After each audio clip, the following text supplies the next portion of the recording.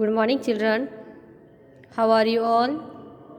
Class 2nd, subject Hindi. Open your textbook. Page number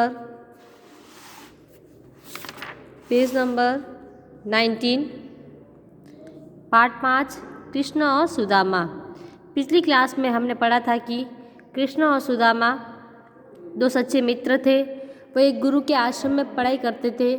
वहाँ पर दोनों साथ साथ खेलते और साथ साथ अपनी पढ़ाई को पूरा किया। पढ़ाई पूरी होने के बाद वह अपने गांव चले गए।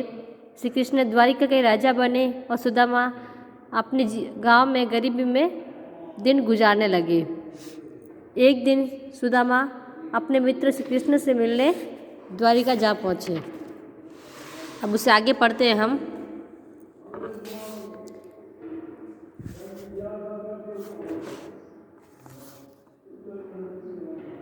द्वारिका के राजा कृष्ण ने अपने मित्र सुदामा का बहुत आदर और सत्कार किया।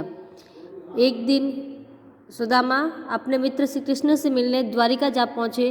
जब द्वारिका गए तब भगवान श्री कृष्ण ने अपने मित्र सुदामा का बहुत आदर और सत्कार किया।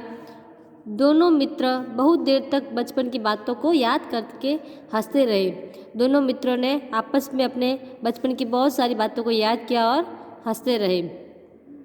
अचानक ही श्री कृष्ण की नज़र सुदामा की बगल में दबाई पोटली पर पड़ी। श्री कृष्ण की नज़र कहाँ पड़ी? सुदामा जो एक चावल की पोटली दबा के ले आए थे अपने पास साथ में, उस पोटली पर उनकी नज़र पड़ी। उन्होंने पोटली खींच ली और चाव से चावल खाने लगे। श्री कृष्ण ने वह पोटली खींच ली सुदामा के हाथ से और वह चावल को अच्छे चाव से यानी शौक से मज़े से खाने लगे। कुछ दिन वहाँ रहकर सुदामा अपने घर लौट गए। कुछ दिन तक सुदामा श्री कृष्ण के साथ द्वारिका में रहे। उसके बाद वह अपने घर लौट गए। अपने गांव पहुंचकर वे दंग रह गए। जब सुदामा अपने गांव पहुंचे तो वह दंग हैरान रह गए। क्या देख के हैरान रहे? आगे पढ़ते हैं हम। उनके टूटे हुए घर की जगह एक महल खड़ा था। सुदामा ने क्या देखा? ये तो कोई महल खड़ा है। सुदामा ने देखा कि उनका टूटा हुआ घर था। एक गांव में वह गरीबी में जीवन जीते थे। उनके पास कोई अच्छा सा घर नहीं था। जब वह गांव पहुंचे तो उनके गांव में उनके जहाँ टूटा हुआ घर था वहाँ एक महल खड़ा था। उस महल को देखकर सुदामा आश्चर्यचकित यानी दंग हैरान रह गए।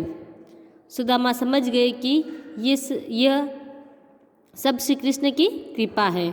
उनको समझ में आ गया कि ये किसने किया, ये सब ये महल किसने बनाया है? श्री कृष्ण ने।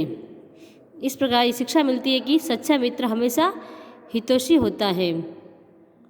इस प्रकार हमें भी अपने मित्र की मदद करनी चाहिए, उनके साथ अच्छा व्यवहार करना चाहिए। ओके, आज हमारा पाठ पूरा हुआ।